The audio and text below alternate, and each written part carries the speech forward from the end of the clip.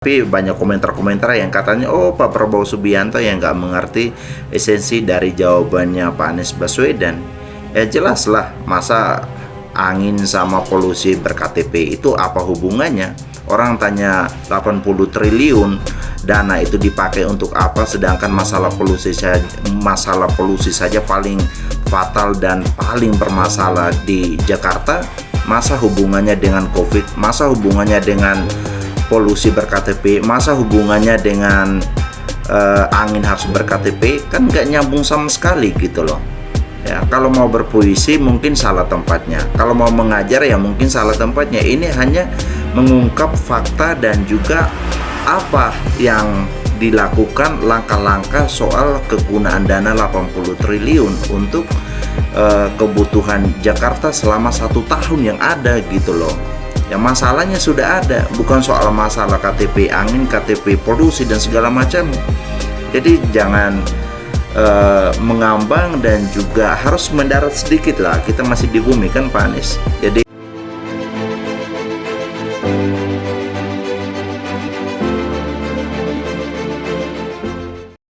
senang sekali kita kembali berjumpa sahabat Ruang Yesus di kesempatan video kali ini. Assalamualaikum, Shalom, Om Swastiastu, Namo Buddhaya.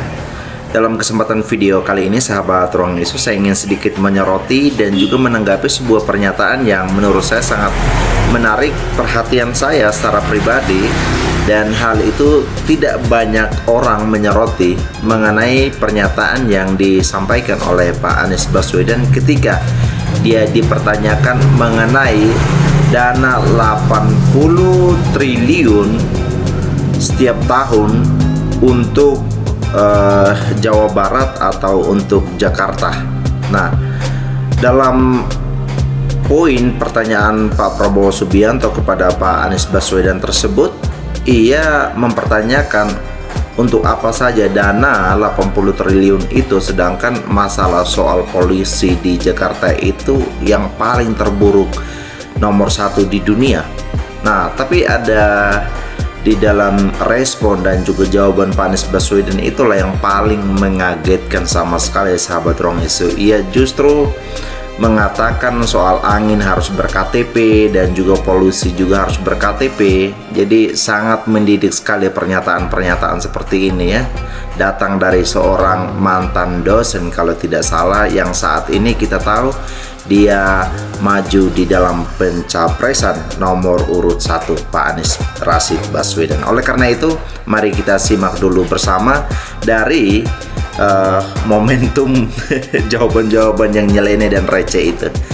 Kita simak bersama ya. Saya akan putar untuk kita supaya kita punya acuan yang jelas dan data yang kuat untuk bisa memahami maksud dari pernyataan poin yang disampaikan oleh Pak Anies Rashid Baswedan. Ini dia. Mas Anies pernah jadi gubernur 5 tahun di DKI. Anggaran DKI setahun sekitar 80 T. Ya, sangat jumlah penduduk banyak sekali ya, 80 triliun. DKI 10 juta kira-kira lebih. Nih, APBD fakta dan data yang dijabarkan oleh Pak Prabowo Subianto mengenai kondisi atau juga cara kelola Pak Anies Baswedan ketika menjabat sebagai gubernur. DKI menerima indeks polusi tertinggi di dunia. Luar biasa sekali ya. Dengan anggaran 80 T, dalam narasi-narasinya itu seolah-olah dia sudah banyak keberhasilan dalam kerja ya, Anies Baswedan. Waktunya masih ada, Bapak? Sudah cukup? Baik, kita akan lanjutkan pada calon presiden nomor urut 1. Kami beri kesempatan untuk menjawab pertanyaan selama 2 menit, dimulai dari sekarang. Pak Prabowo, terima kasih atas pertanyaan yang bagus. Ya, responnya luar biasa ya, akurat. Sangat Saya baik akan jelaskan, sekali. Pak.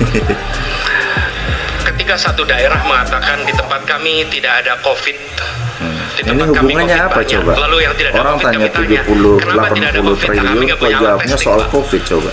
Karena tidak punya alat testing, maka tidak ada COVID. Nah. Yang punya alat testing, maka ada COVID. Okay? Di Indonesia. Saya Nah, saya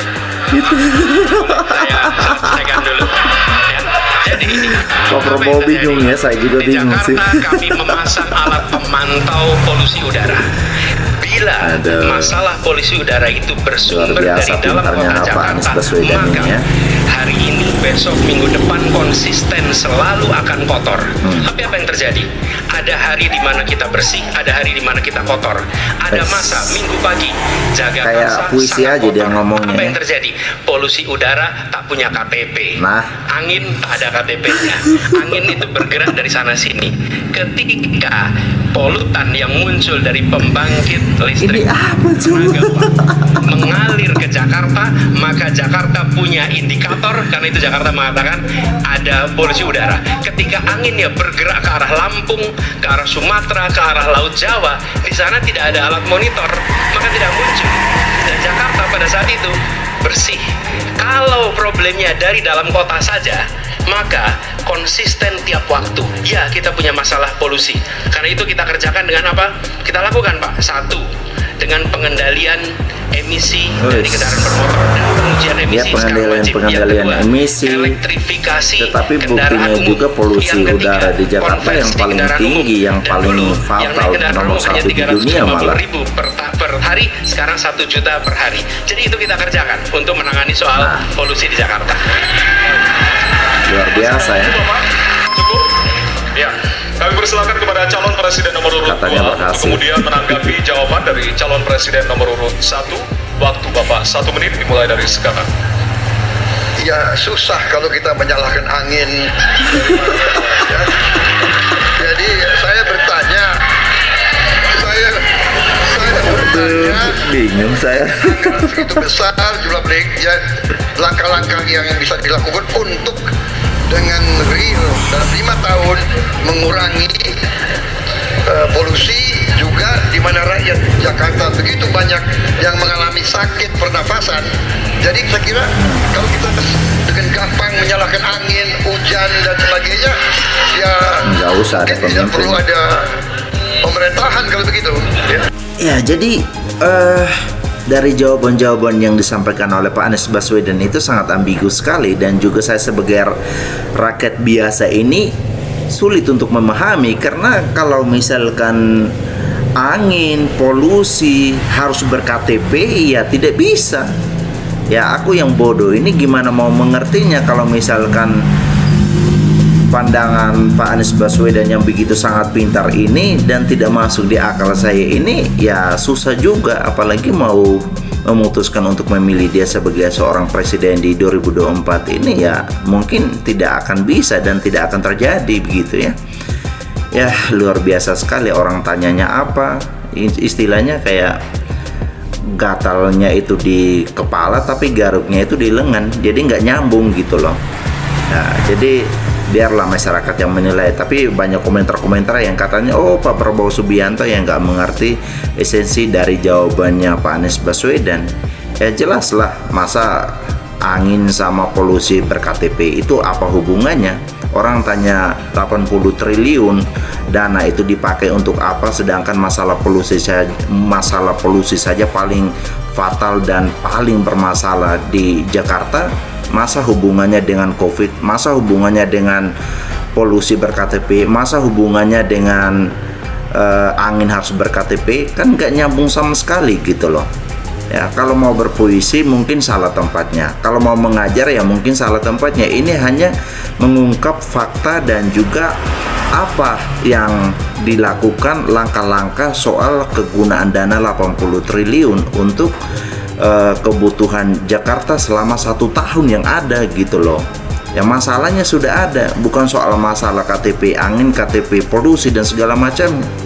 Jadi jangan mengambang dan juga harus mendarat sedikit lah. Kita masih di bumi kan Pak Anies. Jadi kalau mau membuat jawaban, Pak Anies Baswedan itu bukan sedang mengajar, Pak Anies Baswedan itu bukan sedang berpuisi, tetapi jangan terlalu berlebihan untuk membuat gambaran, jangan juga terlalu hiperbola sekali untuk membuat perumpamaan-perumpamaan yang pada hakikatnya itu menggeserkan jawaban yang sebenarnya itu dari pertanyaan yang dilontarkan oleh Pak Prabowo Subianto. Jangan lari begitu jauh sekali. Ya harus to the point aja, harus aja intinya. Apa sih susahnya kalau langsung ngomong di intinya? Nggak usah bawa-bawa teori lah. Oke lah, silakan berteori, tetapi mungkin kalau ketika Pak Anies menjadi seorang dosen yang mengajar di kelas di depan mahasiswa, mungkin boleh-boleh saja, supaya biar dari mahasiswa pun juga bisa dibekali secara wawasan, dibekali secara teoritis dan sebagainya gitu ya. Ya kalau kita sebagai masyarakat awam ini mau memahami dengan bahasa-bahasa seperti itu untuk polusi dan juga angin harus ber-KTP, pasti nggak nyambung sama sekali. Ya saya pribadi juga nggak ngerti. Ya kalau mau menjawab ya langsung to the point aja, supaya kita sebagai masyarakat biasa pun juga mengerti dengan alami, mengerti dengan jelas sebenarnya ini loh, dana 80 triliun itu kegunaannya ini, dipakainya untuk ini, untuk segala macam dan lainnya gitu ya. Saya kira itu supaya di debat berikutnya itu Pak Anies Baswedan jangan terlalu berlebihan dan juga jangan terlalu banyak drama dan juga jangan banyak berpuisi saat memberikan jawaban dari setiap pertanyaan yang ada. Itu saja yang bisa saya sampaikan dalam kesempatan video kali ini. Terima kasih semua sahabat Ruang Isu sudah menonton video ini sampai selesai. Salam NKRI.